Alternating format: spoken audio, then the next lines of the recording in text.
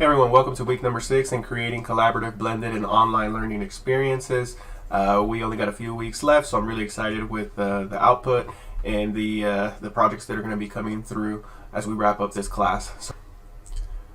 So your first task this week is to complete the Flipgrid discussion, and this is going to be based on the readings.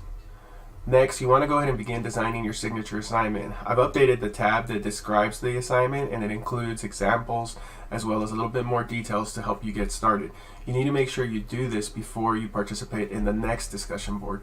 The next discussion board is not so much of a traditional discussion board as much of a bulletin board or a workspace where you're going to be sharing the activities as you complete them.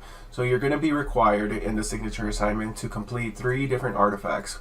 One that encourages collaboration among the students, one that encourages collaboration between the teacher and the student, and then one that encourages collaboration with the community or parents and guardians. This week you're only required to complete one of those tasks. When I say complete it, I don't mean you actually have to implement it. I just mean that you have the task, that you have the task itself or the artifact itself done. So if you create a Pear Deck presentation, it's not required that you actually implement the Pear Deck presentation. It's more required that you just complete it and then share it on the discussion board. You're not required to respond to anybody on the second discussion board, but you are highly encouraged to ask questions or to start conversations as you see needed. Now, a little bit more regarding the reading, and the big question that guides me as I go through the text is, how can we understand the role of a blended learning educator through different perspectives? And I'm not talking about just our traditional hats. So if you're serving educators through a supervision role or through an administrator role, that's obviously one way that we can consider how we're looking at it. But we want to go a little bit deeper and start asking ourselves, what is the role of a blended learning educator as a student from the perspective of a student, and think about the work that you did in the autoethnography assignment. What did students want? Well, students wanted to be able to collaborate more. Students wanted to be able to be more creative. They wanted to have fun. They wanted to work with their friends. So from the perspective of a student, what are they hoping for? Now, from the perspective of a teacher, think about your activity tracking sheet.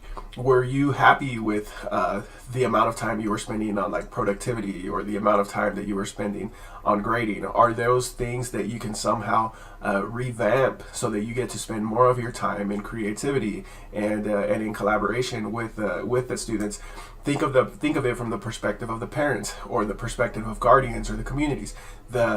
Do parents or guardians know what your role is as an educator that's providing blended learning? Do they understand the nuances of the activities going in their classes? Is there any way that you could help facilitate that? Think about the community. Right now there's a lot of talk that you'll see, it was a lost year, or teachers aren't doing anything. But we know that's the opposite. This has been like one of the toughest, busiest years from just across the entire field. And do you have a presence online? Do you share your work?